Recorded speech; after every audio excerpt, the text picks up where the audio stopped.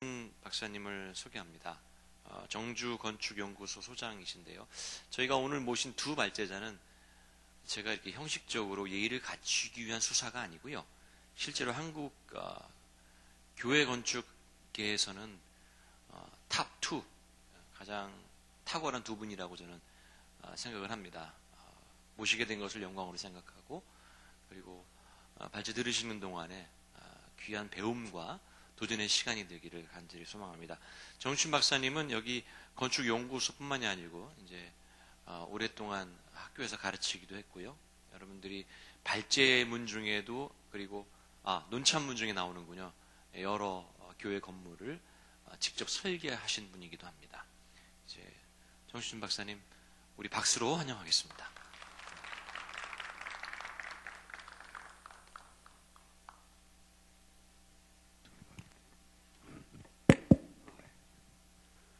반갑습니다. 이렇게 귀한 자리에 세워주셔서 얼마나 도움이 되는 얘기를 할 수 있을지 모르겠습니다. 또 시간도 짧아서 이제 횡설수설을 하면은 좀 편하게 얘기할 수 있는데 너무 시간이 짧아서 에센스만 얘기를 해야 될 판이어서 참 힘들 것 같아요. 부족한 거 있으면 양해해 주시고 들어주시기 바랍니다. 제가 쓴 원고는 오늘 그 팜프렛이 나가 있는 것 같고요. 그래서 그거는 그냥 읽어봐 주시고, 그거 읽고 뭐 또 이 건축이니까 눈으로 봐야 되니까 이제 PT를 준비를 했는데 두 가지를 다 할 수가 없을 것 같아서 자세한 글은 좀 읽어봐 주시고, 오늘은 저기 슬라이드 가지고 쭉 설명을 좀 드리도록 하겠습니다. 잘 아시겠지만 건축 공간 이라는 게 사람이 어떤 활동을 하기 위한 도구죠. 저는 교회 건축도 도구라고, 목회의 도구다. 이게 무슨 그 교회 건축을 밖으로 내 보여서 자랑하고 하는 그런 게 아니고, 이건 하나의 목회의 도구다. 도구가 좋아야 목회에 도움이 될 것이다. 톱이 좋아야, 낫이 좋아야 잘 쓸고 깎고 할 수 있듯이 좋은 도구를 만들어야 된다. 그리고 또 잘 아시다시피 환경이란 사람에게 엄청난 영향을 주잖아요. 건축이 완성되면 그건 우리의 인간의 어떤 활동을 위한 환경이 되어져서 거꾸로 이제 그 활동을 또는 인간을 제어하기 시작하죠. 여기도 이제 그 예배당이 이렇게 크게 잘 지어졌지만, 이렇게 지어졌기 때문에 다른 활동을 못하는 것도 있을 거란 말이죠. 그 환경이라는 게 그렇게 사람의 활동을 제어하기 되죠. 그래서 건축 공간에서 가장 중요한 문제는 사람, 그리고 그의 활동입니다. 사람이 어떤 사람이냐? 특히 교회는 아주 어린아이부터 아주 노인까지 모든 연령층의 사람들이 모이고, 엄청난 부자부터 엄청나게 가난한 사람까지, 여자, 남자, 사회의 다양한 종류의 사람들이 다 모이는 곳이고, 그런 곳에서 이제 그런 분들이 같이 모여서 예배를 드린다면 그들은 어떤 존재로서 예배를 드리느냐, 그들의 존재에 대해서 우리가 이해를 해야 그들에게 알맞는 환경 또는 도구를 만들어 줄 수 있는 것이고, 또 그들이 이 공간 안에서 어떤 활동을 하느냐, 그 활동이 우리 이제 예배 공간을 가지고 얘기하니까 이 예배를 드리는데, 그럼 예배란 무엇이냐부터 시작해서 예배가 어떻게 드려지느냐를 충분히 이해해야 거기에 맞는 공간을 환경을 만들 수가 있는 거죠. 그런 전제를 가지고 제가 쓴 글에는 그런 얘기를 조금 풀어서 썼습니다. 나중에 읽어봐 주시고요. 오늘은 그런 관점에서 예들을 몇 가지 뽑아서 좀 설명을 좀 드리도록 하겠습니다.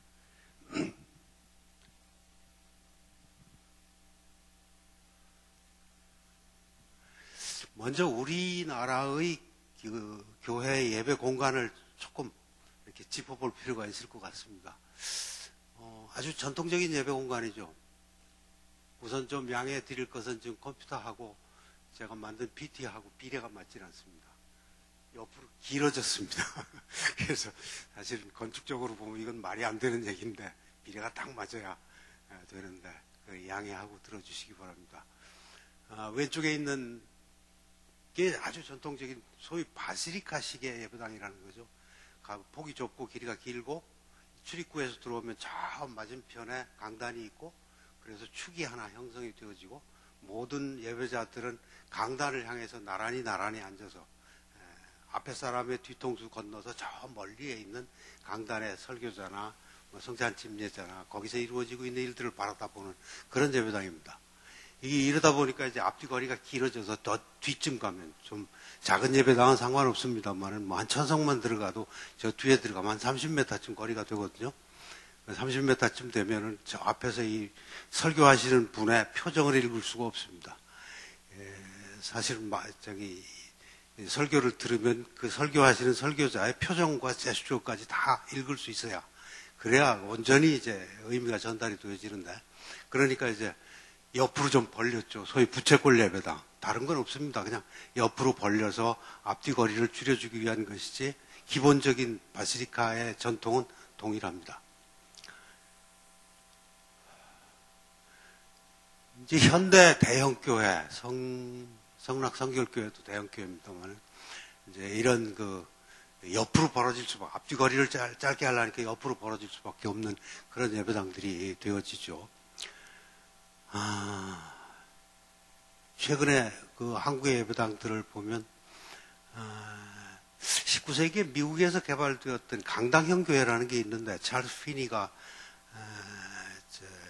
강당형 교회를 개발했습니다. 그래서 짓고 그게 이제 강당하고 이제 예배당하고 거의 동일한 개념으로 이해를 한 것인데 그런 강당형 교회가 좀 더 발전하더니 우선은 오른쪽에 있는 완전히 이벤트홀 같은 예배당까지 현재 한국의 대형교회, 메가처치라고 하는 대형교회의 모습들입니다.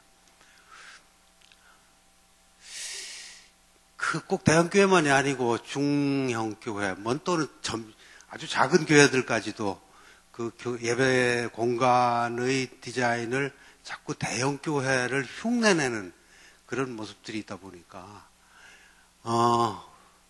저는 왼쪽에 있는 예배당을 설계하신 분은 디자인을 하느라고 굉장히 고생했을 것 같아요. 하나의 작은 공간 안에다가 수없이 많은 디자인 아이디어들을 막 이렇게 잔뜩 집어넣어서 그래서 예배자 저렇게 참 디자인 하려고 애를 썼는데 사실은 예배자 입장에서 보면은 예배를 드리는데 다 방해가 되어지는 요소들입니다. 지금 설교를 들어야 되는데 설교자를 봐야 되는데 자꾸 천정에 멋있는 목사님보다 더 아름다운 스테인드 글라스의 그림이 있다든가 여러 가지가 있으면 사람의 시선은 그리 가게 돼 있잖아요. 더더군다나 설교 말씀 중에 조금 지루한 생각이 드는 경우가 있으면 딴 생각하게 돼 있죠. 아주 도움이 많이 되는 그런, 다시 말하면 예배를 방해하는 그런 디자인, 과도한 디자인입니다. 또 오른쪽 거는 시설이 아주 과도해요. 저 예배를 1년 중에 몇 번이나 저 조명기구들을 다 쓸 수 있을는지 강단에 보면은 흐려서 잘 안 보입니다만 혹시 앞에 조명은 조금 끌 수는 없는지 모르겠네요. 그림은 좀 선명해야 맛이 나는데 잘 보이세요? 강단 위에 보면 하여튼 강단에 강대상 비슷한 것들이 굉장히 많이 있습니다. 거기다가 화분도 놓고 침례자 의자도 있고 스피커도 올라오고 여기도 지금 보니까 저 앞에 저걸 우리가 제단이라고 해야 되는지 사실은 제단은 우리 아니잖아요. 훨씬 보기는 낫네요. 예, 감사합니다. 그리고 이제 양쪽에 이렇게 저는 어느 쪽이 설교하시는 데인지 이쪽이 좀 크니까 이쪽이 설교대겠네요.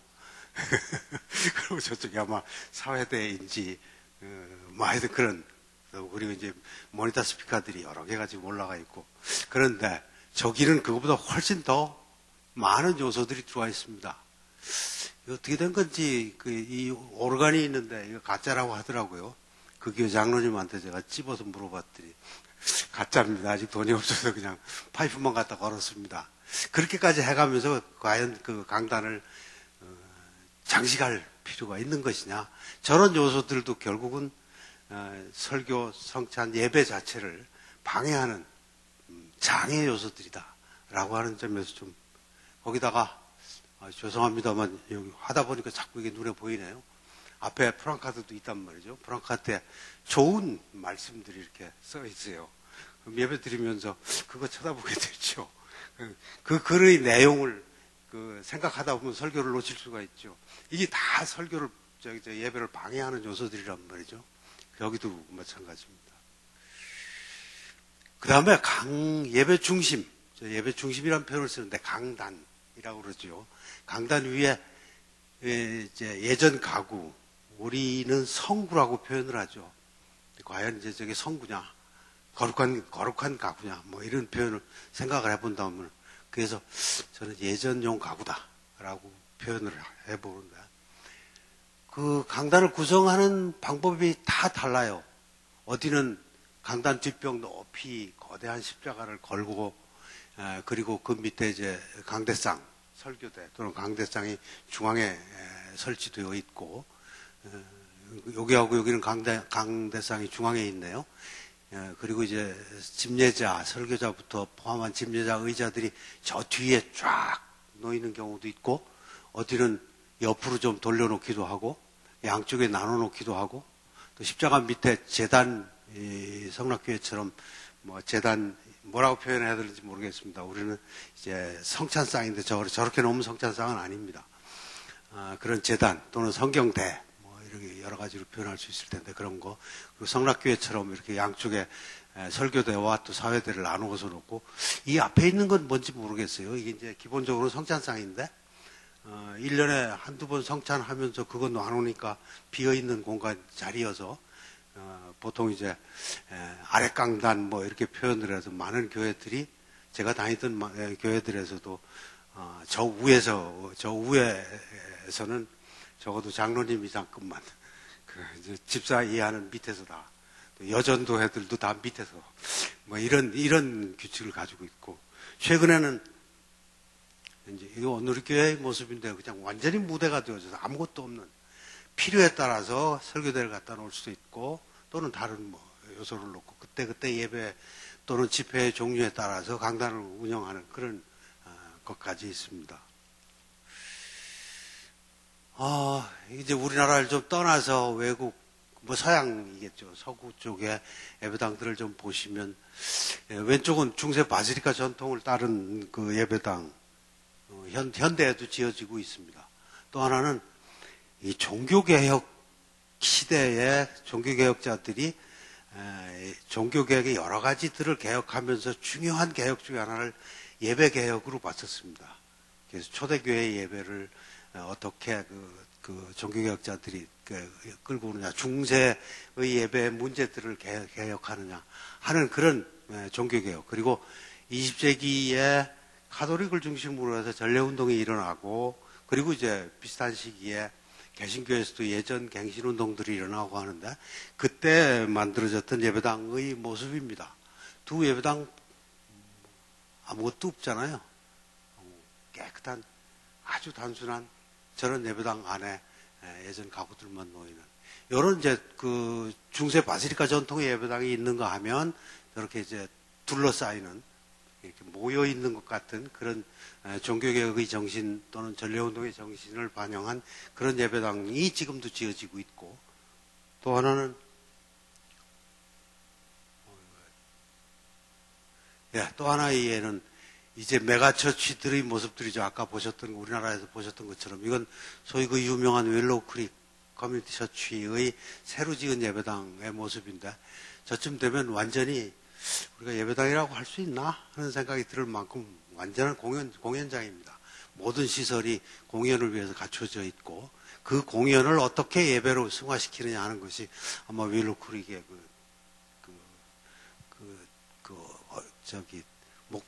목표가 되겠죠.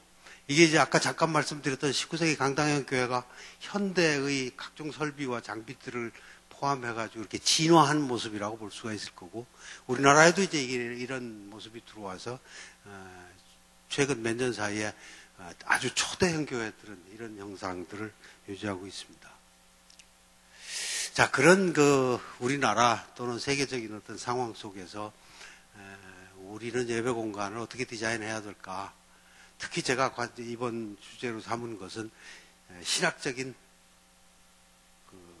예배 공간이 되어야 된다. 신학이 건축에 어떻게 반영이 될 것이냐 하는 문제를 주제로 다뤄봤습니다.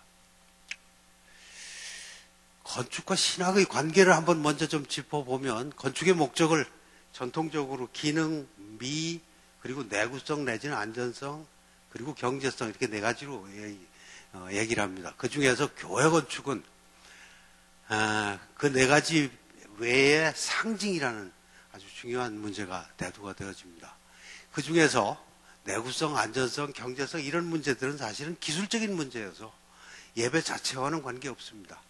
예배와 직접적인 관계를 가지는 건 기능과 신미성과 상징성의 문제가 될 텐데 기능은 예배의 목적과 그 실천에 적합한 공간을 디자인하는 것이 이어서 예배의 신학과 실천에 관계되어집니다. 아름다움, 신미성의 문제는 예배자의 어떤 감성을 이렇게 순화시키는 그런 역할을 한다고 보았을 때 그것은 바로 예배에서의 어떤 영성과 관련되어지는 문제일 수 있다. 상징은 예배 공간 자체 또는 예배 예전 도구들, 가구들 이런 것들의 그 형상과 배열이 가지는 신학적인 의미는 무엇일까? 이런 생각들을 해본다면 교회 건축과 이제 신학이 아주 깊이 관련되어질 수밖에 없다. 말씀을 드리고 싶고요.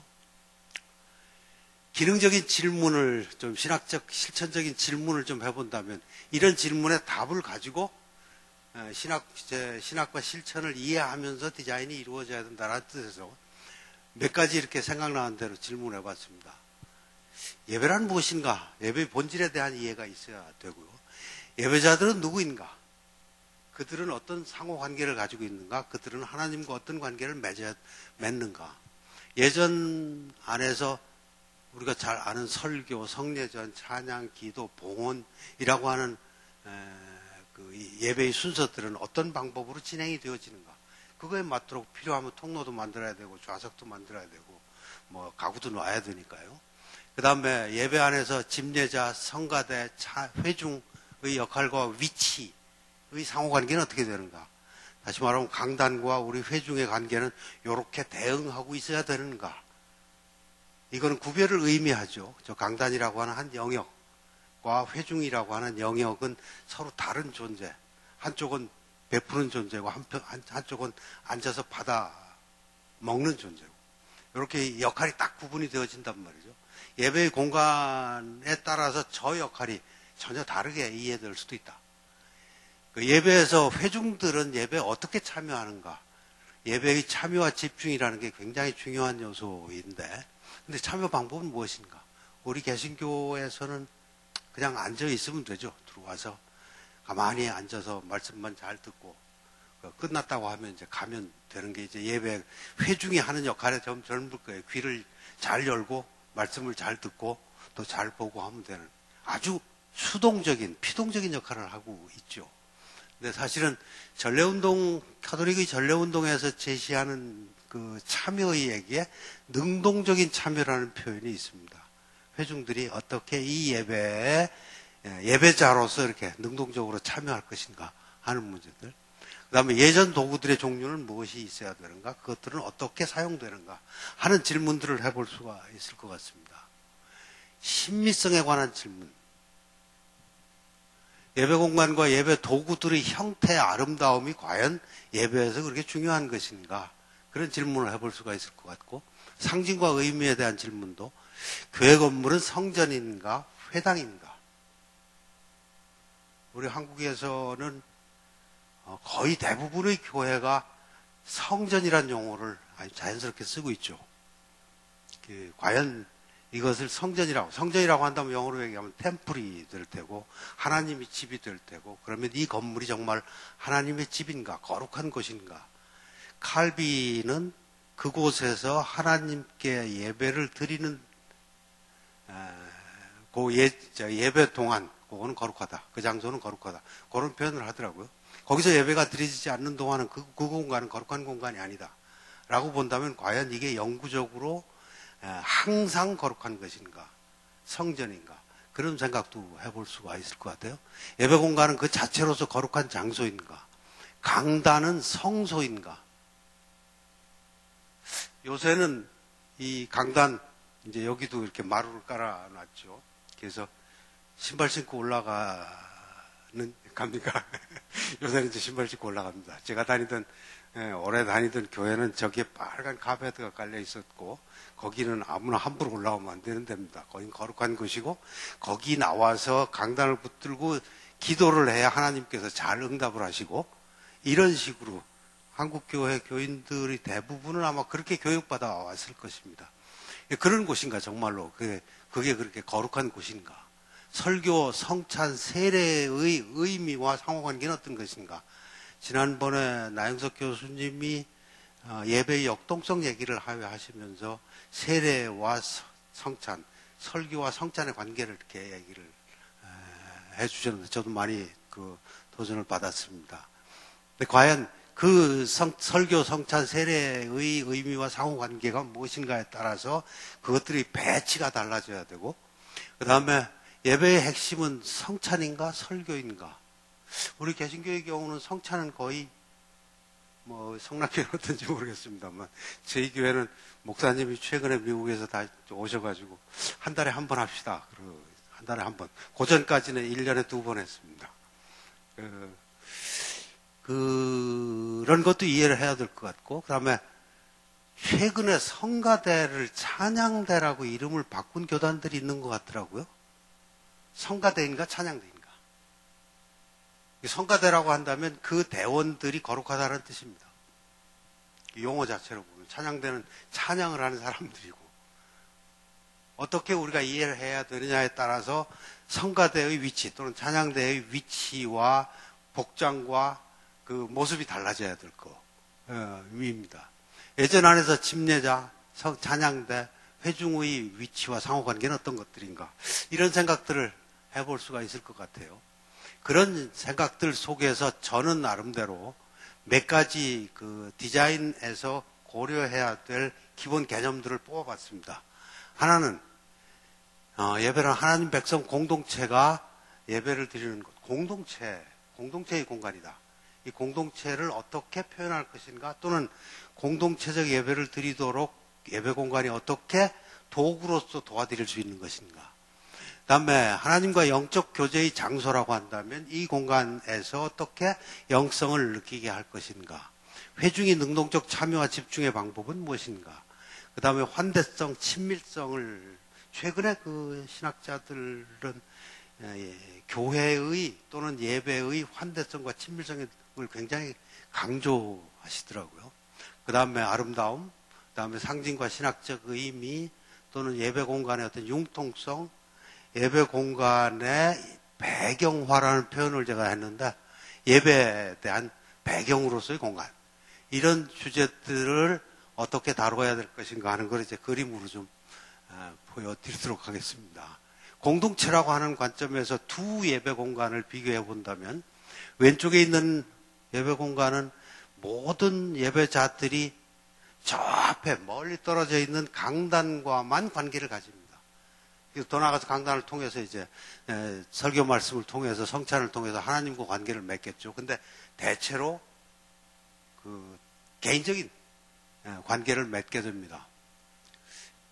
저희 교회에서도 이제 예배 시간에 친교의 시간을 좀 가지고 옆에 사람하고 인사하세요 하는데 쭉 앞으로 앉아 있으니까 앞에 사람하고 인사가 안 됩니다. 바로 앞에 사람은 그래도 고개를 돌리면 인사가 되는데 그 앞에 사람은 인사가 되질 않고, 옆에 사람도 몇 칸만 떨어지면은 남이죠. 바로 옆에 사람하고 고개만 까딱하고 그러고 인사를 합니다. 교제를 합니다. 그런 교제가 이루어지지 않는다면 그걸 공동체라고 얘기할 수 있을까요? 예배 시간에 와서 1시간 앉아서 개인적으로 하나님을 만나고 설교를 듣고 가는 거겠죠. 오른쪽의 경우는 예배당이 이렇게 원형으로 구성되어 있습니다. 회중이 삥 둘러 앉았습니다. 가운데 이 경우는 대체로 성찬상을 가운데 중심 초점으로 두고 성찬을 이제 매주 하는 그런 교회에서 얘기일 수 있겠죠.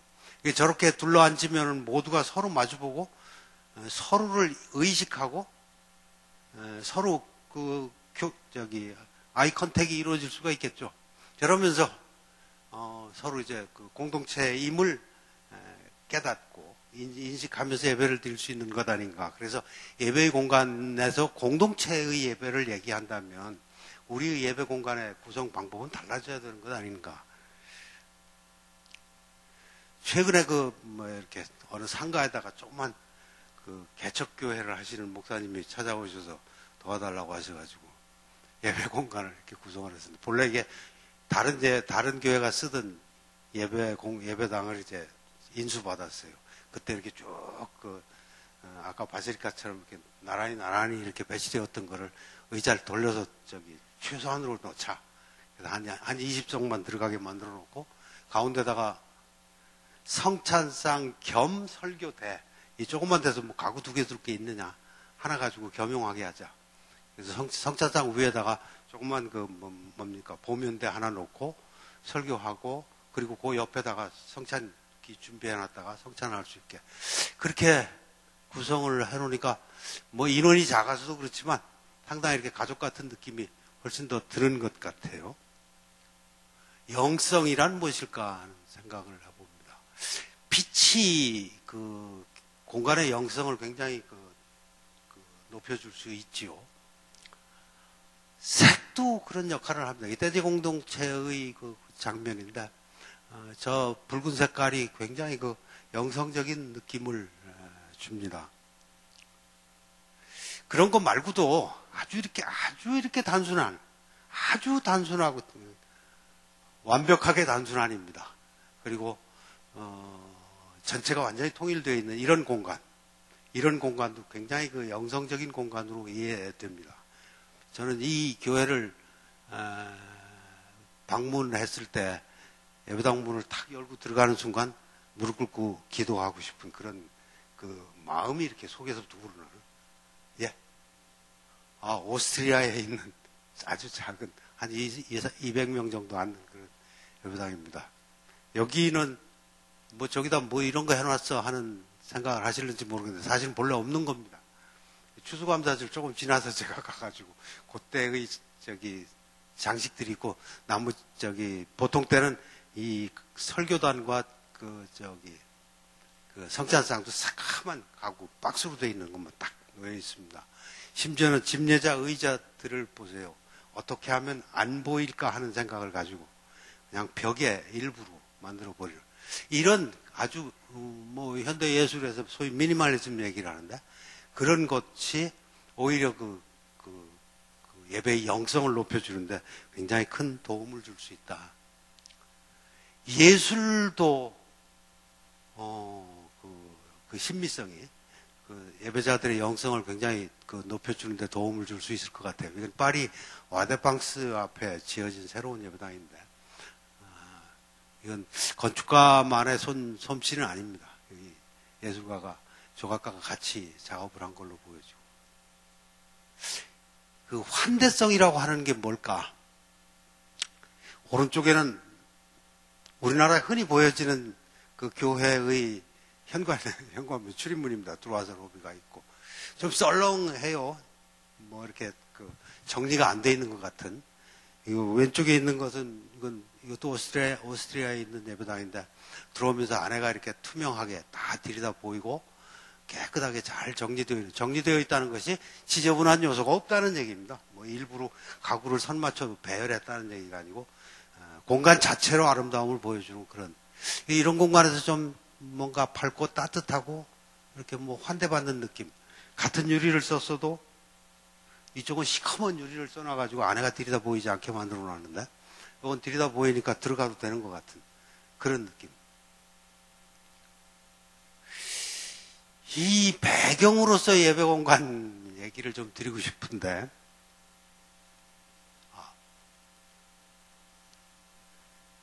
참 열심히 디자인을 했습니다. 강단도 잘 구성을 하느라고 애써서 디자인의 솜씨가 어떠냐는 차치하고 하여튼 그 디자이너로서는 엄청나게 고민하고 디자인을 했을 것 같습니다. 근데 여기에 큰 문제가 지금 생겼습니다. 강대상이 안 보입니다. 저기서 설교하면 설교자도 안 보일 겁니다. 주변에 있는 디자인된 요소들이 너무 강렬해가지고 또 여러 가지 요소들로 결합이 되어 있어서 여기가 지금 강대상인데 해필이면 거기다 유리 강대상까지 또 써놓은 것 같아요. 보지 말라는 얘기가 되는 그런. 그러니까 왜 우리는 배경에다가 그렇게 신경을 쓸까? 배경은 역시 배경이고 거기에 어떤 형상으로서 중요한 초점이 그게 강조되어져야 되는데 우리 예배당의 대부분의 경우를 보면 그 배경인 벽, 천정, 바닥 여기를 디자인하라고 애를 씁니다. 그리고 막상 설교, 성찬은 그 속에 가려 묻혀버리는 거죠. 이쪽 예배당을 좀 보시면 이게 성찬장이고 이건 뭐 설교되고 십자가가 있고 가톨릭 성당입니다. 이것도 오스트리아에 있는 것인데 저쪽에 침례자 의자들이 있고 근데 이 공간은 천정도 벽도 다 동일한 하나의 재료 가지고 합판 가지고 썼습니다. 그 벽이 이 벽은 좀 다르고 저 벽은 좀 다르고 이런 게 아니고 다 똑같습니다. 여기도 보면 천정이 좀 복잡하네요. 벽도 여러 가지 요소들을 좀 썼잖아요. 여기도 기둥 커튼이군요. 벽이 허연 벽이 있고 그리고 또 이런 루버처럼 수직으로 세웠고 밑에는 합판이 또 들어가 있고 여러 가지 요소들을 써야만 디자인이 되는 거라고 생각하는 그 디자이너들의 생각에 문제가 있다는 얘기죠. 그러니까 예배의 본질을 잘 이해하지 못하고 예배 공간을 디자인한 것 아니냐. 이런 예배 공간 안에서 여기서 성찬이 이루어지고 여기서 설교가 이루어진다면 둘러앉은 회중들은 딴 데 볼 데가 없잖아요. 거기만 집중해야지. 집중성을 그만큼 높여주는 거죠. 심지어는 바닥조차도 검은 색깔로 그냥 다 깔아버렸고 강단을 굳이 우리처럼 단을 이렇게 높이 올려서가 아니고 그냥 한 단, 그것도 같은 재료로. 우리 상식은 강단은 조금 다른 재료여야 된다는 상식을 가지고 있잖아요. 왜 달라야 되느냐, 그런 생각을 해볼 수 있는 거죠. 융통성이라는 걸 생각해 보면 요거는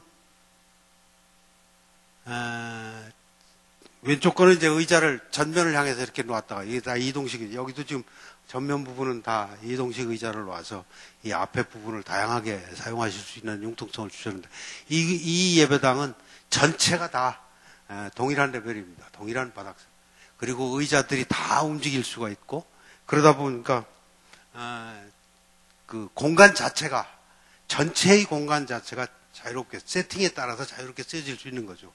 그러니까 이건 어떠면 그 우리 무대 디자이너도 오시는 것 같은데 무대라고 하는 게 아무것도 없는 그런 빈 터 아니에요. 거기에서 이제 어떤 연극이 일어나느냐에 따라 어떤 행위가 일어나느냐에 따라서 가구들을 가지고 세팅을 장치를 가지고 세팅을 해서 그걸 만드는데 우리 예배당은 그럴 수는 없는가.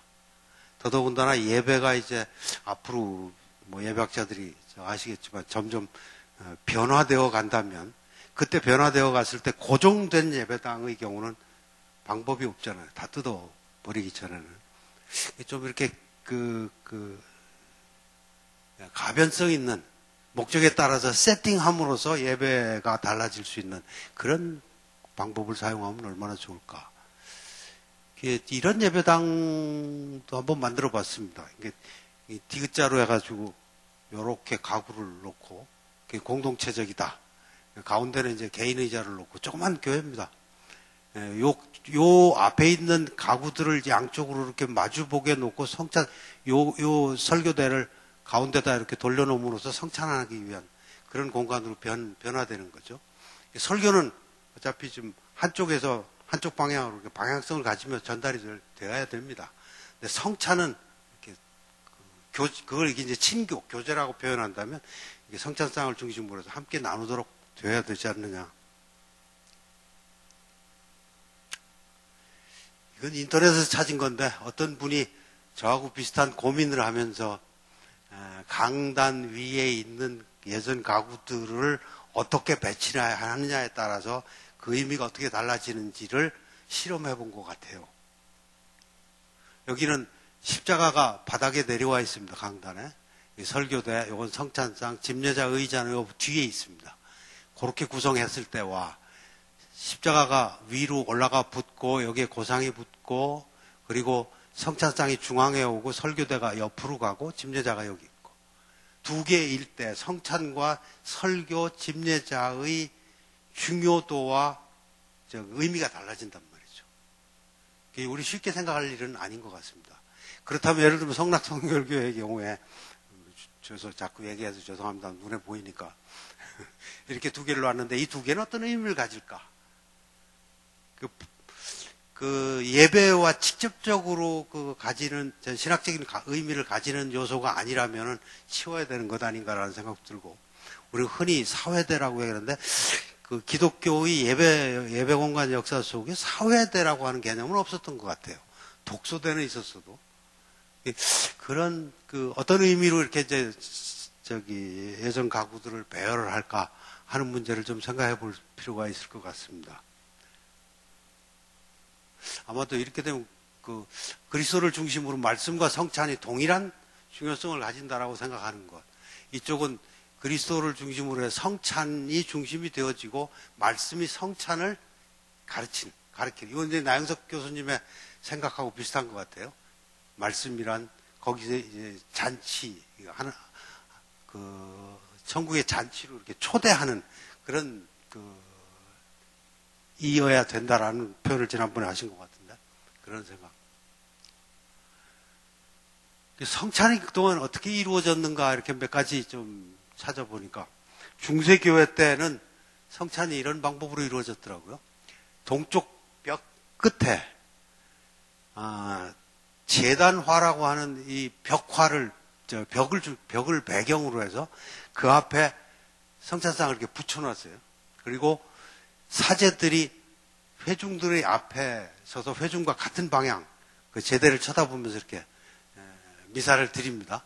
이랬을 때에 이 성찬 예배의 의미는 교제보다는 희생 제사로서의 의미가 더 강한. 그래서 중세의 예배를 희생 제사라고 표현을 하죠. 종교개혁자들이 한 일 중에 하나가 요 성찬상을 앞으로 끌어냈습니다. 강단하고 회중 쪽으로. 그래서 사제가 이 성찬상 저 뒤에 서서 회중을 바라다 보면서 성찬을 거행했단 말이죠. 그렇게 되었을 경우에 성찬의 의미는 5분이면 끝납니다. 그 성찬의 의미는 그 회중과 함께 이렇게 교제하는, 나누는 그런 의미가 더 강해지는 거죠. 그 성찬이 아주 이렇게 회중들로 둘러싸여서, 심지어는 회중들이 둘러 앉아서 성찬을 거행한다면 이거는 식탁 교제가 되는 거죠. 이건 칼빈파들이 종교개혁 후에 칼빈파들이 시행했던 성찬의 방법입니다. 여기처럼 이렇게 넓은 앞에 공간을 두고 성찬 때는 앞으로 다 나와서 한 20-30명씩 단위로 이렇게 나와서, 그래서 둘러 앉아서 식사를 하고 성찬을 나누고 그러고 들어가는 방법. 이거는 뭐 현대교회에서도 가끔 어떤 교회에서 이런 방법들을 쓰죠. 회중들이 쭉 행진해서 나와서 성찬을 받고 그러고 다시 돌아가는 그런 방법들.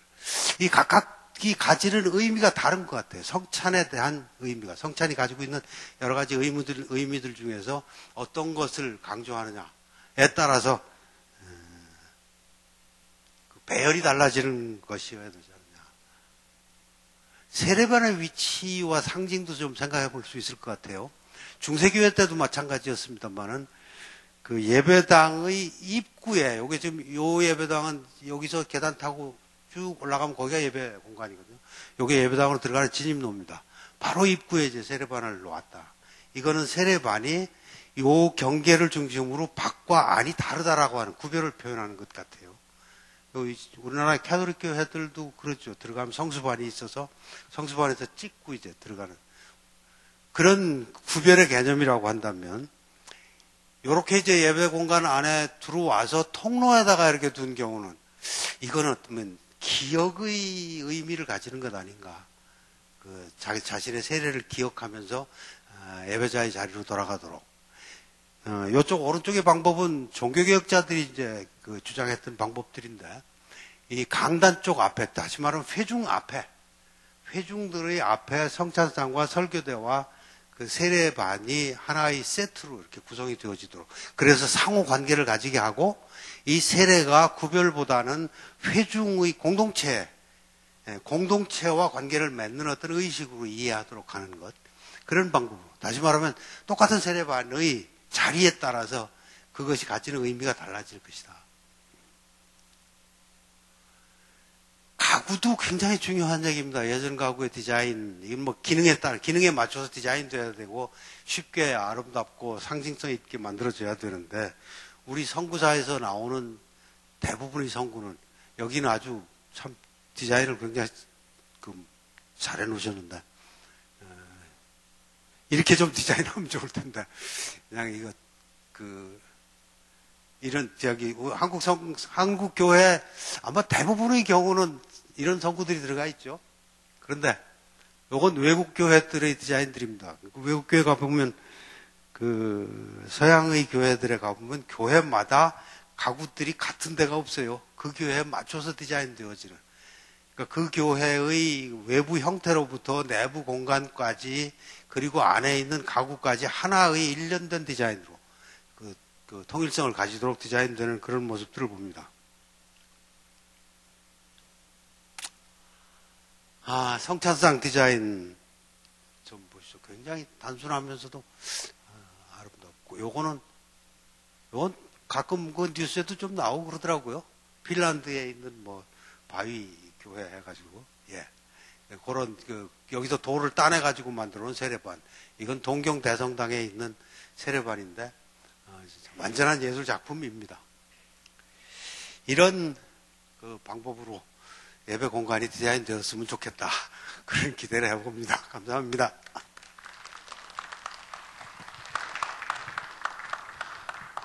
그동안 많은 분들이 오셨군요. 제가 소개하면서 잊은 내용이 있습니다. 우리 정신준 박사님은 실은 느끼셨는지도 모르겠어요. 신학을 공부하셨어요. 건축하시고 교회를 설계하다가 신학적으로 안목이 필요하다 싶어서 한국에서 가장 좋은 횃불 트리니티 신학대학원 대학교에서, 아무도 동의 안 하시는군요. 죄송합니다.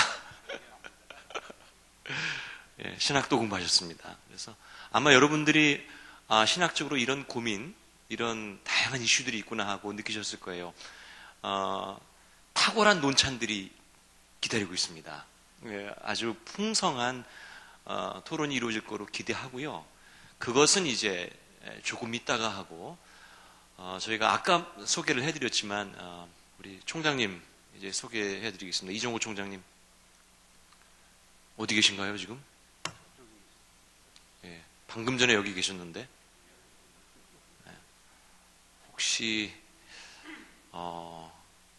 혹시 발표가 무서워서 도망가신 건 아니죠? 그러실 분은 절대 아니고요. 이번에 모실 분은 성공회대학교 총장님이신 이정구 박사님입니다. 이정구 교수님. 이정구 교수님은 아마도 한국에서는 최초로 교회 건축으로 박사학위를 하신 분으로 제가 알고 있습니다. 여러 가지 저서들이 있고 논문들이 있는데요. 특별히 이제 우리 정신춘 박사님을 통해서 실제 교회 현장에서 어떻게 디자인이 이루어지고 했던 것들을 다루었다면, 우리 이정구 총장님을 통해서는 신학적으로 그리고 미학적으로 어떻게 교회 건축을 접근해야 하는지를 배우는 시간을 갖도록 하겠습니다. 자, 이 정도 말했으면 오셔야 되는데 오셨습니까? 네. 역시 중요한 인사는 이렇게 약간, 왜 밥을 먹으려면 약간 뜸을 들여야 되잖아요. 박수로 환영해 주시기 바랍니다.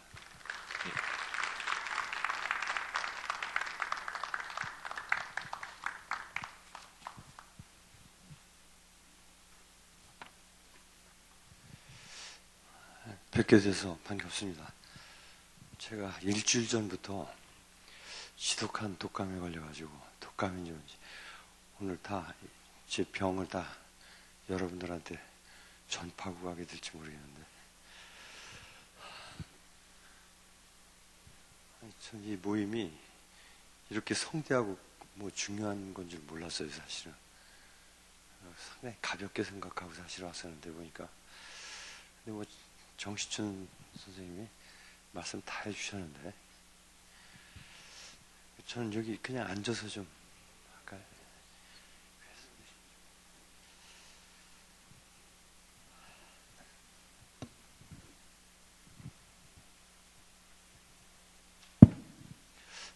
제 전공은 예배학이 아니라 교회사가제 사실 전공입니다. 근데 어쩌다가 교회 건축을 가지고 교회 역사를 풀다 보니까 이 길까지 왔는데, 제가 그냥 평소에 생각하고 있었던 것을, 근데 이제 저도 이제 나이가 드니까 머리가 몰랑거려지질 않아요. 사실 오늘 이 발제는 정시춘 선생님께서 잘 해주셨지만 앞으로 이제 젊은 사람들이 해야 될 것 같아요. 젊은 사람들이 해서 교회를 더 젊게 이제 앞으로 끌고 가야 되는데 자꾸 나이 든 사람들이 아직도 붙잡고 있으니까 좀 그렇습니다. 제가 가지고 있는 것을 그냥 읽도록 그렇게 하겠습니다. 요즘 이제 4차 산업인데 사실 저는 4차 산업이 잘 모르겠어요. 전 디지털도 잘 모릅니다. 저는 완전히 아날로그 세대이기 때문에 발로만 그 디지털하지.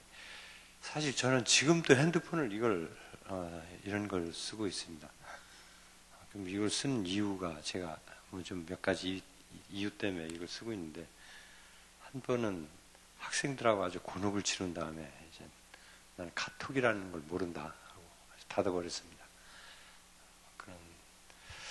조금 전에 정수천 선생님께서 교회 말씀하실 때 그 공동체 얘기를 참 잘 하시는데, 저는 공동체라는 용어처럼 저는 정말 싫어합니다. 저는 도대체 이 공동체를 뭘 가지고 공동체라고 하는지 잘 모르겠는데, 만약에 여러분들이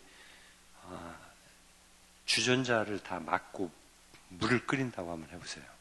주전자 폭발합니다. 이거는.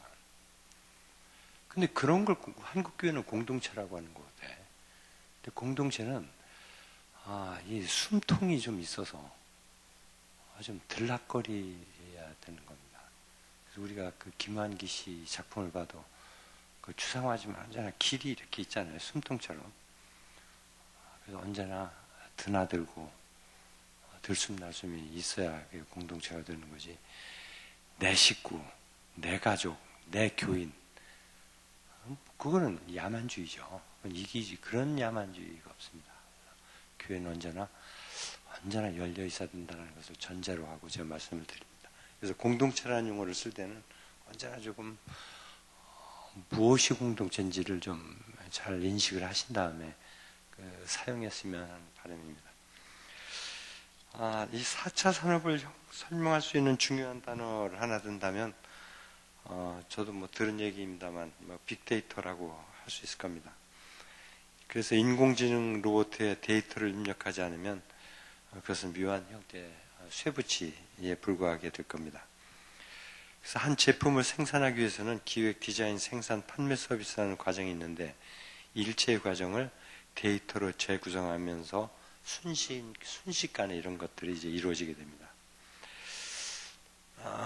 미래학자의 말에 의하면 올해 태어난 애들은 142세까지 살게 된다고 합니다. 근데 이제 142세까지 살아도 90살부터 침대에서 142세까지 살다면 그것도 참 괴로운 일이겠죠. 그 4차 산업이 융성하면 사람 대신에 인공지능 로봇이 많은 부분을 사람을 대신해서 이제 일을 하게 되겠죠. 이에 따라서 가장 먼저 사라질 직업군은 공인회계사일 거고, 가장 늦게까지 남을 직업군이 성직자와 치과의사라고 합니다. 이빨은 잘 안 되나 봐요. 이게 무슨 로봇으로 이게 잘 안 되는가 봐. 너무 민감하고 사람마다 형태가 다르기 때문에 쉽지 않은 것 같습니다. 앞으로 모든 직종의 종사자 수가 급감하고 결국 사라질 직업을 예측해 보면 헤아리 올 수 없이 많을 겁니다. 저는 4.19 때 초등학교 1학년이었었는데, 그때 앞으로 너 커서 뭐 하고 싶으냐 할 때 컴퓨터 기사 하겠다는 애들은 한 명도 없었어요. 1960년도에 컴퓨터가 한국에 근데 지금은 직업이 이제 제가 어릴 때 바랬던 직업들은 전부 모두 사라지고 듣도 보도 못한 그런 직업군이 이제 막 생겨나기 시작합니다. 미래에도 교회가 존재하는 한은 성직자도 존재하게 될 겁니다. 앞으로 로봇에도 뭐 감정과 영혼이 있어서 로봇들을 위한 그런 교회가 뭐 생겨나지 않는 한 여전히 이 땅에 계속 남아있고 대를 이어갈 사람들을 위한 교회의 기능과 역할에서 인공지능이 대신해 줄 수 있는 것이 무엇이 있을까 생각해 봅니다. 성직자가 그동안 전통적으로 하고 있는 성찬 예식, 그리고 상담, 신방, 뭐 이런 것도 인공지능 로봇이 어느 정도 수행할 수 있을지는 뭐 모르겠습니다만 그 누구도 여전히 로봇한테 자신의 고민과 종교적인 감성까지 의존하려고 하지는 않을 거라는 생각입니다. 이 때문에 4차 산업이 융성해도 교회는 여전히 사회 변화의 가장 더딘 보수 집단으로 존속하게 될 가능성이 높습니다. 교회만큼 보수적인 데가 없죠. 사실은 아무리 뭐 성공의 기독교 장로의 기장 뭐 그래도 여전히 교회는 보수적입니다. 그 보수적이라는 것은 정치적 감각이 보수적이라는 것이 아니라 사회 문화를 대중문화를 수용하는 데 있어서 보수적이라는 뭐 그런 의미로 생각해 주시기 바랍니다. 그래서 앞으로는 4차 산업에 대응하여 변화하는 교회만 아마 존재하게 되지 않을까 그런 생각도 합니다. 종교적 품성에서 가장 중요한 저는 측은지심이라고 생각합니다. 교회를 왜 다니냐, 종교를 왜 갖느냐라고 할 때 그 측은지심을 조금 더 고양시키게 하도록 하는 것이 걔가 종교 기구가 아닐까 생각을 합니다만 이런 측은지심의 감정은 점차 사라지게 될 거고 모든 문제들을 물질 혹은 돈으로 해결하고자 할 겁니다. 지금도 그렇죠. 인공지능처럼 수리적이며 계산적으로 기계화된 사회에서 감성적인 사람들이 모이는 교회의 역할은 그 어느 시대보다도 더 막중해지기 시작할 겁니다. 4차 산업에 대응할 것들을 교회에서 주도적으로 추진해야 할 사람은 분명히 성직자입니다. 앞으로 성직자는 계속 교육을 통해서 4차 산업이 무엇인지, 교회와 성직자는 변화하는 사회에서 무엇을 어떻게 준비하고 대응하며 목회할 것인지를 학습해야만 합니다. 한편 평신도들은 4차 산업 일선에서 일을 하고 있는데 성직자는 중세기 형태의 교회 틀에서 머무는 것이 어떤 점에서는 더 효과적인 측면도 있을 겁니다. 왜냐하면 이제 그런 내가 현장에서 탈피해서 차라리 아주 그 보수적이고 옛날 중세기의 틀로 다시 되돌아가면 뭔가 쉬는 듯한 뭐 그런 기분도 들지 않을까. 어떤 뭐 낭만적이고 뭐 잠시 그럴 수도 있겠죠. 왜냐하면 저는 이제 성공의 사제인데 저희들이 전례를 많이 바꿨습니다. 예를 들어서 한 가지 예를 들을게요. 옛날 저희들이 감사 성찬 예식문에는 노래는 잘 못하지만 잠시 전능하시고 무시무종하신 천주 성부상주여 이렇게 미사를 드렸어요. 전능하시고 무시무종하신 시작도 없고 끝도 없으시고 천주 성부상주여 이건 삼일체가 아닙니다. 그냥 하나님을 표현한 거지. 천주 성부상주. 그러니까 전능하시고 무시무종하신 천주 성부상주여. 요즘 애들은 몰라요. 이게 무슨 말인지. 이게 다 한문이니까. 근데 요즘 애들은 전능하시고 무시무종하신 천주 성부상주여 이 긴 용어가 어떻게 바뀌나요? 전능하신 하느님 이렇게 딱 끝났어요. 그렇게 변했습니다. 그러면 60살 이상, 70살, 80살 먹으신 어르신들은 옛날 공도 이것이 그리운 거야. 전능하시고 무시무종하신 천주 성부상주여 하고 쭉 빼면서 이렇게 기도할 때 그게 뭐 종교적 영성이 왜냐면 그렇게 연습되고 훈련된 분들이니까. 근데 요즘은 전능하신 하느님 이거 가지고는 이게 그냥 성에 안 차는 거예요. 그래서 최근에는 기리엘레이손도 그동안 라틴어로 했다가 이제 한국말로 다 바꿨는데 그 종교가 갖고 있는 독특한 언어가 있는 겁니다. 사실은 그게 알아듣든 못 알아듣든 그걸 못 알아듣는다고 모든 것을 그렇게 다 해초모여를 하면 어떤 신비감이라고 할까 뭐 그런 것들이 좀 사라지겠죠.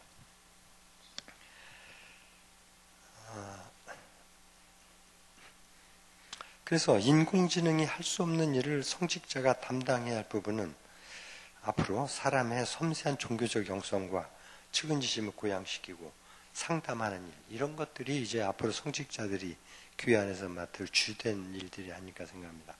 그래서 성직자는 넓게는 인문학, 좁게는 심리학과 영성훈련을 하면서 동시에 인공지능이 각 분야에 어떻게 접목되고 있는지에 대한 시스템을 인지하고 있어야 한다고 생각합니다. 4차 산업이 융성해도 교회의 불변의 목적과 기능은 변하지 않습니다. 학교처럼 교회도 맞춤 신앙 교육을 합니다. 그러나 남녀노소를 불문하고 기독교가 지닌 최고의 불변의 가치관은 여전히 사랑입니다. 초대교회 시절에는 부자들이 여러 가지를 챙겨와서 교회에서 나누면 가난한 사람들은 자존심이 상하는 기분이 아니라 사랑을 받는 기분이었다고 합니다. 부자들의 겸양은 이제 이때 드러납니다. 자본주의 사회가 된 이후 이 모든 덕성이 흐트러지고 말았지만 그래도 교회는 초대교회의 정신을 실천하기 위해 교육하고 있습니다. 이것이 교회의 선교입니다. 교회는 헌금을 받아 가난한 이웃들에게 나누어주는 중간 징검다리 NGO 신앙기관이기도 합니다. 나누는 우선순위와 액수 배분을 결정하는 기관이기도 합니다. 교회는 나눔을 통해 주님께서 가르쳐 주신 사랑을 실천하는 신앙 모임입니다. 그러나 현대교회는 목회자 사례비, 교회 관리비, 교회 건축 확장비 등으로 헌금 대부분을 사용하고 있습니다. 교회는 기성 목회자들과 교인들의 변화를 꾀하기보다는 젊은 성직 후보자들과 어린이 청소년들을 중히 여기며 이들의 양육에 더 노력을 해야 합니다. 이에 따라 각 교단은 신학대학원의 교과과정과 교회 프로그램, 설교도 이제 변화해야 합니다. 저는 가끔 이런 생각을 해요. 설교는 무지하게 지루하고 길어야 한다. 그래서 설교 시간에 졸다가 깨도 여전히 설교하고 있고 이게 설교가 아닌가. 그죠? 아마 설교가 코미디처럼 재미있다면 요즘에는 뭐 그런 설교가 인기이긴 하지만 그러면 6일 동안 세상에서 죄 짓고 있는 것을 언제 보석받아요? 교회 와가지고 설교가 지루하고 막 힘들고 그걸 참고 있을 때 내가 보석을 받는 기분이 드는 거지. 교회까지 와서 코미디 프로를 보고 가면 내가 거기서 면벌, 그러니까 보석 받는다는 기분이 좀 안 들 것 같아. 그리고 여기도 교회에 기둥이 있는데 전 저런 걸 참 좋아합니다. 저는 그 시청 앞에 있는 대성당 협동사제로 있는데 그 제대에 올라가지 않을 때는 언제나 기둥 뒤에서 미사 예배를 봐요. 가끔 교회 오기 싫은 사람들도 있어요. 억지로 끌려오는 사람들도 있고 그 어느 때는 목사님 얼굴 보기 싫고 그 사람들을 위해서 저는 피난처를 하나 마련해 줘야 돼요. 교회 기둥 뒤를 만들어줘. 거기 머리 뜯어 좀 졸기도 하고 그래서 일주일 동안 내가 정말 잘못했구나 여기 와서 그런 것도 좀 있어야지. 그렇잖아요. 교회에 들어오면 똑같은 사람들이 아닙니다. 다 다른 감정으로 교회에 오기 때문에 앞으로는 기성세대가 선교의 주역이 될 겁니다. 젊은이들의 문화를 교회가 기꺼이 포용해야만 교회가 변화할 수 있습니다. 따라서 기성 성직자들과 평신도들이 젊은이들의 문화를 외면하지 않고 이해할 수 있도록 돕는 프로그램도 병행해야 교회가 미래가 밝아집니다. 제가 아주 위험한 얘기 하나 할게요. 그냥 이 자리에서 듣고 저의 개인적인 성향이다 생각하시고 그냥 잊어주시기 바랍니다. 동성애자 얘기입니다. 교회가 동성애자를 거부하면 그 사람들은 어디 가서 구원받아요? 한번 잘 생각해 보세요.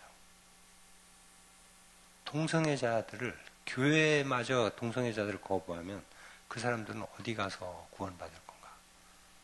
동성애자들이 마지막으로 자기를 하소연하고 자기를 이해해주고 수용해주고 포용해줄 수 있는 기구를 찾는다면 어딜까 거기가? 근데 한국 교회는 동성애자를 다 버립니다. 그죠? 저는 만약에 내가 모시고 있는 주교님이 동성애자라면 정서적으로 굉장히 기분이 나쁠 것 같아.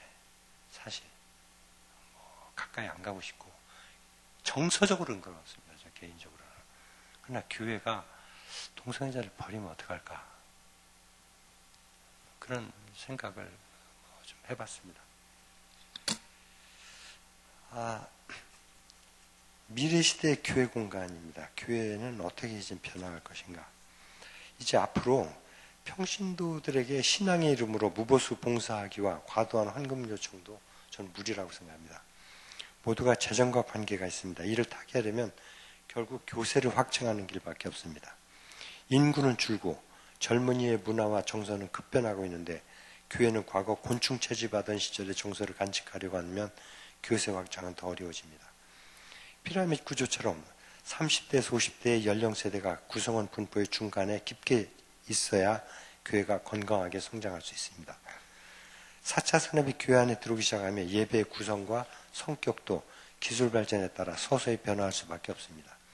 최근에 이머징 워십을 비롯하여 다양한 예배 형태가 일선교회에서 구현되고 있지만 여전히 대규모 대형 예배 형태는 전통적이며 보수적이어서 변화하는 데 긴 시간이 소요될 겁니다. 예배의 변화를 꾀하는 중대형 교회도 예를 들면 가장 많이 모이는 주일 대예배 형식은 그대로 존속한 채 소규모 액션단체 예배에 국한해서 변화를 주고 있습니다. 향후 인공지능이 교회 안에 접목을 하게 될지라도 이것이 주일 대배까지 영향을 주기에는 긴 세월이 필요할 겁니다. 4차 산업기술을 예배에 적용하느냐 않느냐가 중요한 것이 아니라 아무리 보수적인 교회라고 할지라도 영향을 받을 수밖에 없고 어느 부분에 적극 수용하고 거부할 것인지에 대해 준비를 해야 한다는 겁니다. 여기에 대해서는 중대형 교회보다는 더 빠른 시간에 더 빨리 적응할 수 있는 100명 내지 200명 교인들을 수용할 수 있는 그런 예배 공간이 제가 염두에 두고 말씀을 좀 드립니다. 첫째, 비록 소규모의 교회라고 할지라도 인공지능이 대중화되면 인공지능을 마련할 수 있을 것입니다. 이제는 주차 문제는 어떻게 된다 할지라도 교회 회계와 행정 업무부터 시작해서 교회 문 앞에서 교회로 인도하는 일, 주보를 배포하는 일, 예배를 안내하는 일, 찬송가를 선창하는 일, 헌금 봉헌하는 일, 예배 후 공간 안전 점검 및 설거지 청소일까지 인공지능 로봇이 사람을 대신해서 할 수 있는 일은 교회 안에서도 상당히 많을 겁니다. 처음에는 낯선 기계 뭉치로 느끼게 돼서 교회에서까지 로봇이 일을 해야 하는지에 대한 회의를 갖기는 하겠습니다만 원래 신자가 전통적으로 교회 봉사를 하면 인간적이며 봉사를 통해 보람도 느끼고 그런 공동체의 신심도 고양시킬 수 있는 이점이기 때문에 로봇이 할 수 있어도 어떤 교회는 로봇들을 거부할 수도 있을 겁니다. 둘째, 최근 대부분의 교회에서 활용하고 있는 복음성가 밴드를 인공지능이 담당할 수 있을 겁니다. 여기도 보니까 무슨 밴드가 작은 게 있던데 이로 인해 성가대와 악기 분야에서 봉사할 신자를 구하는 어려움과 이와 관련된 경비 지출이 현격히 줄어들 수 있습니다. 이 경비를 다른 유용한 곳에 사용할 수도 있을 겁니다. 셋째, 게으른 목회자라면 설교문도 인공지능을 통해 산출해낼 수 있고 이를 이용하여 큰 노력 없이 적절한 설교 원고를 완성할 수 있고 성경 및 신자 교육의 부담을 더 덜을 수 있기 때문에 한 교회 안에 목사 수를 줄일 수도 있을 겁니다. 상황과 교회력에 따라서 데이터를 딱 입력하면 기가 막힌 설교문이 아마 산출해서 나오지 않을까 생각합니다. 근데 그 설교문을 만약 교인들이 저거 인공지능에서 산출된 설교문이다 를 안 되거나 지금도 목사님들이 인터넷에서 도용해가지고 설교를 준비하시는 분이 많이 계실 거라는 생각이 들어요. 교인들은 알지만 모른 척하고 있거나 목사님들만 내가 속이고 있는 거를 교인들이 모를 것이다라고 생각하고 있을지 몰라요. 사실은. 근데 2000년 동안 한 설교 그 설교가 그 설교 아니겠어요? 사실 저도 여전히 제 자신 거를 자꾸 도용하고 우려먹고 있습니다만 네 번째는 교인 상담과 신방, 영성훈련을 인공지능에게 맡기기에는 부담이 있고 목회자는 주로 이 분야 일에 더 많은 시간을 투여할 수 있게 될 겁니다. 다섯째, 부정적인 측면에서 인공지능 로봇이 담당할 다양한 일들을 신자들이 거부감 없이 정서적으로 수용할 수 있을 것인지는 여전히 그런 문제는 남아 있습니다. 최악의 경우 목회자는 교회 안에 가상현실 체험 기기를 설치해서 신자들에게 지옥 천당 가상체험을 제공할 수도 있을 겁니다. 그렇지 않겠어요? 뭐 지금도 그 가상현실, 증감현실이라고 그러나요? 뭐 그런 기기에 갖다 놓고 잠깐만 들어와 보세요 하면 천당도 보여주고 지옥 체험도 할 수 있고, 그런 기기는 지금도 있을 거예요. 뭐 그거 만들어내는 건 어렵지 않을 겁니다. 그래서 분명히 이를 악용하는 목회자가 있을 개연성도 높습니다. 이로 인해 이단들은 더욱 기승을 부릴 것이고, 테크놀로지에는 밝지만 긴 세월 교회의 기복적인 것에 익숙해진 시민들은 과거보다 더 용이하게 왜곡된 신앙에 빠져들게 될 가능성이 높습니다. 만약에 그 인공지능을 잘못 악용하면 훨씬 왜곡된 신앙에 빠져들게 될 가능성이 높다는 겁니다. 앞으로 성직자들이 공부하고 감당해야 할 몫은 굉장히 더 많아질 수밖에 없습니다. 아무리 4차 산업이 융성해도 사람들이 종교에 기대하는 제일은 영성이라고 할 수 있습니다. 기초신앙을 게을리하면 일상에서 자세와 마음이 방만해지기 쉽습니다. 내용이 형식을 구축하지만 형식이 내용을 풍부하게도 합니다. 교회가 세속화되고 정치화되면서 기독교인 느낌이 나는 것을 오히려 고리타분하게 느끼고 부끄럽게 여겼고, 그 즈음에 교회의 예전의 들도 자유로워지기 시작했다고 생각합니다. 옛날에는 성경책 다 끼고 길을 다니고 하는 분이 있었는데 요즘에 그런 사람들이 별로 없어요. 지하철에서도 예수전당 불신지옥도 사라진 지 꽤 됐습니다. 그래서 성직자와 교인들의 세속화된 자세는 주변 사람들과 쉽게 친교를 나눌 수 있게 하는 장점이 있지만, 동시에 이러한 자세가 도를 넘어 부정적으로 인식되면 기독교의 타락을 지적받을 수도 있습니다. 시대에 맞지 않게 지나칠 만큼 성스럽게 보이는 자세도 거리감을 주지만, 그래도 이 편이 지나치게 세속화된 것보다는 낫다는 생각입니다. 목회자의 직무가 예술가만큼 창조성을 요구하지 않을지라도 인간의 감성과 영성을 아우르는 예배를 구성할 때는 다양한 예술 장르가 필요합니다. 1시간 남짓 소요되는 예배 하나를 구성하는데 최소한 공간, 연극, 무대 장식, 조명, 음향, 색에 관한 기초 이해를 습득하고 여기에 목회자 자신의 창조성이 가미되어야 합니다. 2000년 이상 거의 유사한 형태의 예배 형식이 매주일마다 진행되어도 지루해하지 않는 것이 기적이긴 하지만, 향후 4차 산업과 동시에 신세대의 정서는 완전히 다르기 때문에 예배 분야는 지속 개발되어야 합니다. 이를 위해 목회자들에게 창의성이 요구되는 것입니다. 창의성은 천부적일 수도 있지만 어느 정도는 교육과 훈련을 통해 고양할 수 있습니다. 창의성을 고양하는데 예술 활동만 한 것이 없습니다. 그러면 교회 공간을 어떻게 변화시킬 건가? 급변하는 시대 속에서 오늘의 기독교는 교회론과 함께 예배론, 즉 예배가 무엇인지 혹은 무엇을 예배라고 하는 것인지에 대한 정의가 필요한 시점입니다. 초대와 중세 혹은 종교개혁 이후 유럽과 미국에서 지켜오고 있는 예배의 형식과 순서, 이런 전통을 지키지 못하는 피선교 국가의 예배에 관해 정체성을 언급하는 것 자체가 기독교 식민주의라고 할 수 있습니다. 서로의 이질적인 문화가 충돌하면 한쪽 문화에 흡수되거나 거부되고 혹은 혼방혼전하게 됩니다. 선교 1세대는 전수받은 전통을 지키고자 하지만 세대와 문화의 변천에 따라 자연스럽게 예배 형식과 순서도 변화하게 됩니다. 그 서양 선교사들, 이 사람들이 소위 전통적인 예배의 정체성을 지켜온 사람들이었는지 의심스럽긴 하지만 이들이 전해준 예배의 형식과 다르게 변화한 것, 제멋대로인 듯이 보이는 예배 문화가 오늘 새롭게 창출된 한국 예배이며 정체성이 된 것입니다. 이건 자연스럽게 변형되어 온 것이라고 할 수 있습니다. 전통이 없는 것이 이미 전통이 된 것이 오늘 한국교회의 예배의 정체성입니다. 그러나 예배와 설교가 지나치게 기복적으로 발전하여 교회가 거대화되고 이것이 공공성을 해하고 있다고 진단하는 것은 또 다른 문제입니다. 이렇게 비틀진 한국교회의 문화가 예배 문화에서 기인한 것이라면 기존의 예배를 수리해야 옳습니다. 그 수리의 기준점을 어디에서 구할 것인지는 문제는 남아 있습니다. 이것을 예배의 전통과 정체성 회복이라고 할 수 있는지도 의문입니다.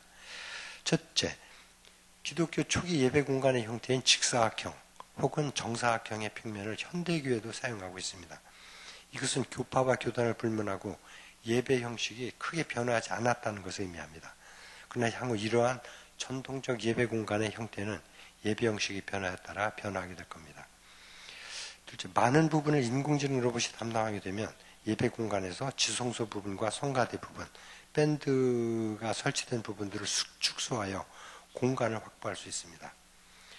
신심을 더 고양할 예배 공간이라는 측면에서 소수자 혹은 개인이 모임을 갖고 기도하거나 소규모 단위로 친교할 수 있는 작은 공간들과 상담실이 발달하게 될 겁니다. 동시에 교회 안에서 친교할 카페와 같은 공간이 더 중요한 공간으로 부각될 겁니다. 신자들에게 다양한 프로그램을 제공함으로 인해 교회 생활이 재미있다면 신자가 아닌 일반 주민들까지도 교회 안에 머무는 시간이 길어지게 될 겁니다. 향후 교회들은 예배 공간 외에 실내 피트니스 센터, 당구장, 실내 골프 연습장, 카페, 게임 오락실과 같은 세속적인 종목을 교회 안에 설치하게 될 겁니다. 이것은 선교를 위해서 좋은 통로가 될 수도 있고 또 로봇과 즐기며 소통하는 특별 공간도 마련하게 될 겁니다. 예배의 틀은 전통적인 것에서 벗어나 매우 다양하게 변화할 겁니다. 공간을 다변화하여 사용할 수 있도록 파티션, 조명, 의자, 테이블의 형태와 위치도 다변하게 될 겁니다. 예배는 주일에 신자들의 기호와 성향에 따른 맞춤 예배로 최소 서로 다른 양식의 예배로 3회 아니라 5번 이상 다른 방법으로 드리게 될 겁니다. 우선 기존의 전통적인 예배 형식 외에 각 계층, 단체의 취향에 따라 목회자의 협력하여 평신도들이 기획하여 예배를 구성하게 될 겁니다. 예배 순서도 매주 변화할 수 있고 대학처럼 공간도 이동하면서 예배를 드릴 겁니다. 소극장 같은 공간부터 시작해서 주방 공간에 이르기까지 예배가 가능하게 됩니다. 예를 들면 예배는 30분을 넘지 않도록 하면서 음식 및 다과, 나눔 예배, 성경 공부 예배, 교리 교육 예배, 이야기 예배, 춤 예배, 소풍 예배, 영성 침묵 예배, 다양한 도구를 이용하는 예배, 음악으로, 이야기로, 그림으로, 연극으로만 드린 예배가 한 교회 안에서 가능하게 될 겁니다. 방마다 돌아다니면서 이제 들을 수가 있겠죠. 제가 그 전에 여기 그 좌담에 한 글에서 제가 봤는데 자크에룰이 말했듯이 시각보다 청각이 공동체를 더 결속한다는 주장과 시각이 우상화될 수 있다는 이론은 여기에서는 빼려고 합니다. 한 교회 안에 최소 20명을 수용할 수 있는 5개 이상의 공간을 마련하며 매주마다 교인들은 선택해서 특정한 예배에 참석하고 예배를 마친 후에 다른 예배 공간으로 이동하면서 다양한 예배를 드릴 수 있을 겁니다. 예배실마다 시차를 두면 주일에 서너 개의 다른 공간에서의 다른 예배를 드릴 수 있게 됩니다. 전통적으로 담임 목사님의 설교 중심의 교회를 벗어나 신자들이 중심이 되어 예배를 기획할 수 있고 교회 리더십도 분산시킬 수 있는 이점이 있습니다. 예배가 하나님 중심, 말씀 중심이어야 한다는 주장에서 소위 말씀 중심이 무엇을 의미하는 것인지, 설교 중심이 의미하는 것인지, 이 주장이 현대교회에서 여전히 유효한 것인지는 재론해 볼 필요가 있습니다. 예배를 통해 이 땅의 정의와 평화가 구현되도록 도모해야만 진정한 예배가 되는 겁니다. 한편 세례와 성찬식은 일시적으로 적절하게 꾸민 공간에서 진행할 수 있다면 그 감흥도 배가 될 겁니다. 식사 중에 성찬식의 의미 부여는 사식자의 복식이나 스톨에서 차별성을 두면 될 겁니다. 음식을 먹으면서 성찬 예식 같이 하시면 돼요. 그럼 성찬식을 뭐 따로 거룩하게 한다고 해서 무슨 밥 먹으면서 하시면 되죠. 4차 산업의 본격 도래하면 예배당 공간이 어떻게 변하게 될지 예측할 수 없지만 예측 가능한 만큼 준비는 해야 합니다.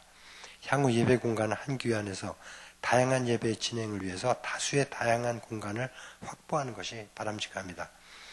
전 교인 가족 예배를 위해 월 1회 이상의 대예배가 필요할지는 모르지만 이를 위해 대형 공간을 마련하고 비워두는 것은 적절하지 못합니다. 전 교인의 공동체성과 일치를 도모하는 것은 다른 대안을 찾아야 합니다. 앞서 잠시 언급했듯이 예배가 즐거움만을 주는 의식이 아니고 하나님의 현존을 체험하며 사회에서의 사랑을 실천하고 공공성을 확보하기 위해 기존의 예배의 형식과 말씀 중심이라는 우상을 극복하지 않으면 안 됩니다. 말씀 중심이어야 된다, 설교 중심이어야 된다는 것도 우상이죠. 사람도 기계처럼 세월이 가면 고장이 납니다. 몸, 영혼, 인간관계 모든 부분에서 고장이 나지만 수리해서 복원하게 되면 기쁘고 복구가 불가한 것을 포기할 때는 슬프고 불행해집니다. 교회는 인간의 삶 속에서 고장이 오는 시간을 더디게 하거나 갑작스러운 고장이 없도록 경주하고 고장이 나더라도 희망을 잃지 않고 수리할 수 있도록 돕는 것이 교회입니다. 그러나 현대교회는 교회 자체가 급속도로 고장나고 있기 때문에 급기야 사람들의 영적 그리고 인간적 갈등의 고장을 수리하기에는 어려운 상황까지 왔습니다. 교회 자체가 고장나고 있는데요. 신앙인들은 교회에 출석하지만 점점 신앙과 일상이 더 괴리되고 교회도 세속적 욕망으로 치닫고 있습니다. 성직자 평신도 모두 교회를 수리할 마음조차 없이 고장난 교회를 그냥 그대로 수용하고 있습니다. 종교개혁 500주년 기념하면서 교회 교정과 수리, 복원을 꾀하고 있지만 여기서 또 말씀드립니다. 명성교회는 부자가 종교개혁 500주년 때 세습하지 않겠다고 선언까지 했던 교회입니다. 잘 아시잖아요. 그런데 그 교회가 예를 들면 한 교회가 세습을 했다. 그럼 한 교회가 문제가 아니라 그 여파가 미치는 세상 사람들한테 미치는 영향은 엄청난 거죠. 기독교를 이제 욕하는 겁니다. 기업도 지금은 세습을 안 하는데 그래서 모르겠어요. 그 교회가 우리는 이제 독립교단으로 선언하겠다. 그러면 그 책임을 피해갈 수 있을지 잘 모르겠습니다만. 참 종교개혁 500주년 백날 해봐야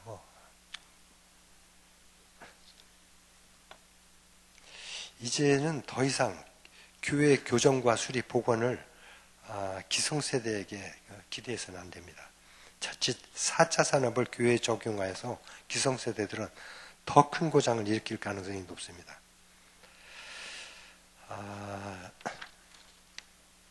최근에 미네르바 스쿨이라는 것이 있습니다.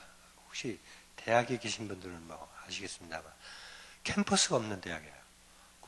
우리나라의 민족사관고등학교 나오는 애가 케임브리지하고 하버드 다 됐는데 미네르바 스쿨을 선택해서 갔더라고요. 화상으로만 이제 교육을 하는 곳입니다. 근데 앞으로 교회가 기성교회가 사라지고 미네르바 스쿨처럼 화상교회가 생겨날 가능성도 있겠다는 생각은 들어요.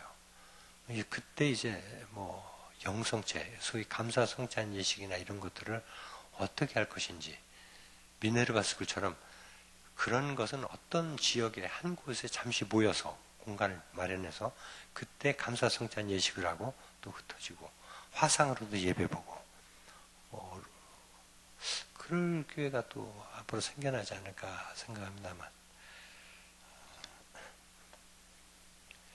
앞으로 일선교회도 자유경쟁 체제로 돌입하게 될 거고 기존의 유형의 교회와 예배 양식을 대신할 캠퍼스와 건물이 없는 미네르바 스쿨과 같은 교회가 탄생할 가능성이 있습니다. 저는 여전히 신자는 고객이라고 생각하고 있습니다. 두서없이 횡설수설한 얘기였지만 이 정도에서 마치도록 그렇게 하겠습니다.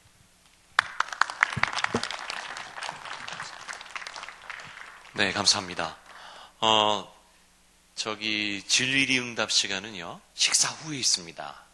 그래서 좀 짜임새 있게 우리가 질의응답을 진행할 수 있을 것 같고요. 지금 시간이 11시 20분 되었는데 한 분의 논찬을 하고 듣고 갈까요? 아니면 식사하고 좀 이른 식사를 하고요. 배를 따뜻하게 한 다음에 와서 함께 질의응답하는 시간을 갖도록 하겠습니다.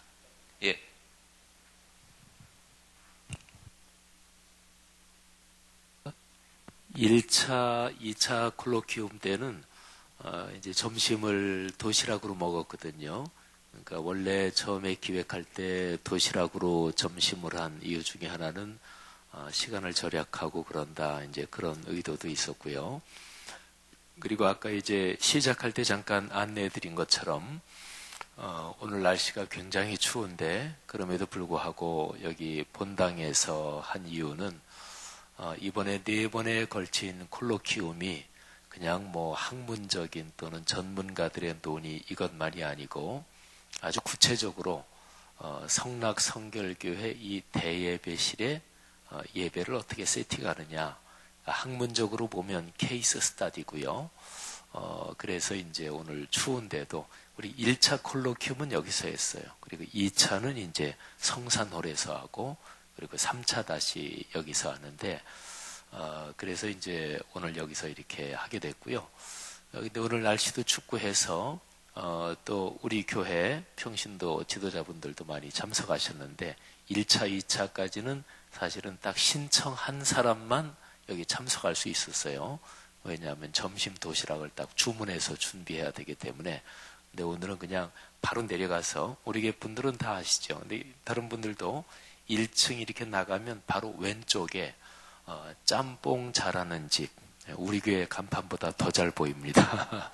그래서 거기에 가시면 왜냐하면 거기도 사람이 많아서 12시 되면 그러면 이제 사람들이 많이 있기 때문에 지금쯤이면 그냥 다 가실 수 있을 겁니다. 그래서 그렇게 가시고 우리 교회 실무적으로 담당하는 부목사님들이 가셔서 좀 잘 그렇게 안내를 좀 해주시고 그리고 우리 부목사님들이 안내를 좀 해주시는데 만일에 짬뽕 잘하는 집 거기에 들어갈 인원이 부족하면 바로 거기 조그만 길 하나 바로 그 옆에 그 엉터리 생고기 집이 있습니다. 그래서 아니면 우리 교회 여기 여전도회 분들은 여기 연합회장님 나오셨네. 아예 여전도회 분들은 그쪽 가셔서 식사 아예 하셔도 괜찮고 그래서 다 그 교회 이름 앞으로 해서 계산은 한꺼번에 하게 그렇게 저기 하시고요. 그리고 여태까지 논찬했던 분들하고는 조금 다르게 오늘 5분 논찬하실 분이 다 우리 교회 리더분들이세요. 류명식 장로님, 이성민 집사님, 또 김남표 집사님, 또 김한신 집사님, 그리고 이성원 목사님. 이성원 목사님 어디 계십니까? 예. 이성원 목사님은 지금 우리 교회 소속은 아니시지만 우리 교회에서 잘하신 분인데 아까 우리 정시춘 박사님 저 강단 얘기하셨죠. 강단은 이성원 목사님이 아무도 간섭 안 한 채로 독단적으로 디자인한 작품이고요. 이성원 목사 그리고 앞에 정면에 보이는 성경대지요. 저거는 그 최병수 장로님께서 이렇게 하신 건데 강단은 우리 이성원 목사님이 독단적으로 디자인을 한 겁니다. 그리고 저 왼쪽에 현수막에 말씀삼 옆에 십자가 있죠. 2000년 기독교 역사 가운데 저거는 최초입니다.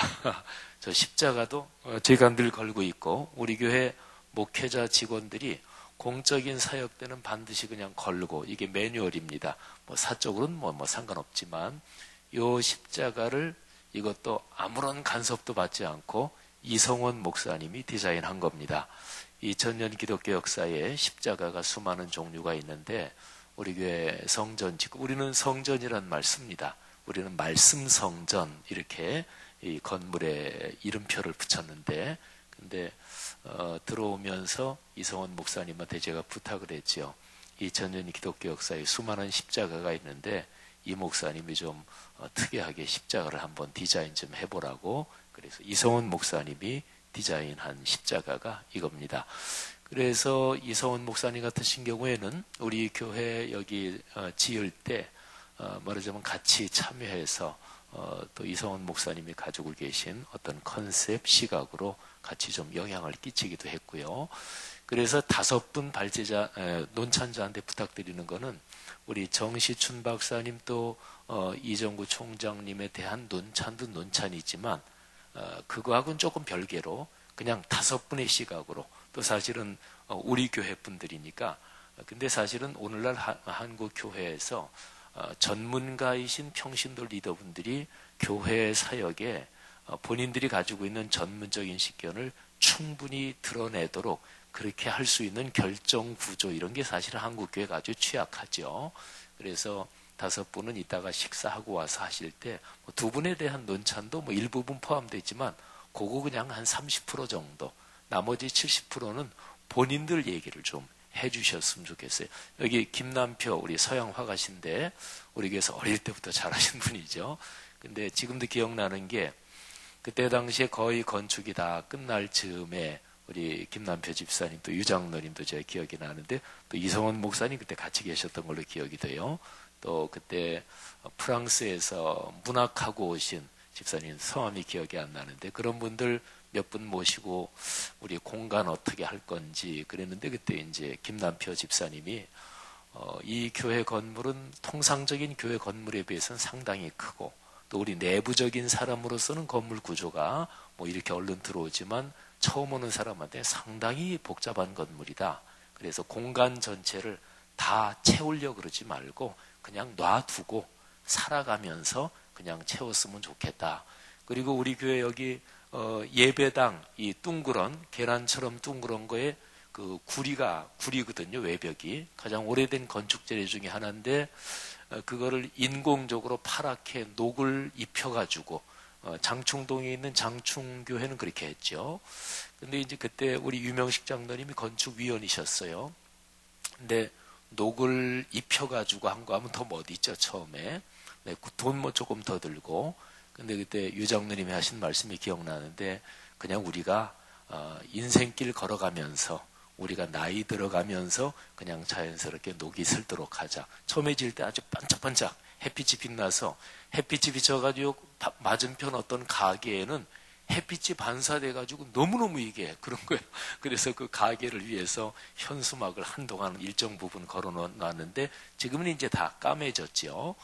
그래서 우리 교회 예술 쪽에 이제 관계되신 분들의 그런 조언들이 그때 처음 짓고 들어오고 이런저런 게 제가 많이 기억이 납니다. 그래서 이따가 식사하고 와서 우리 5분은 논차는 그냥 한 30% 정도 그리고 풀로 질문도 뭐 있으면 하시지만 우리 5분이 좀 충분하게 얘기하시고 또 우리 정 박사님, 이 총장님도 뭐 기탄 없이 좀 말씀해 주시고 그렇게 됐으면 좋겠습니다. 네, 정확히 11시 반인데 그럼 바로 내려가셔서 식사 그렇게 하도록 하겠습니다. 고맙습니다.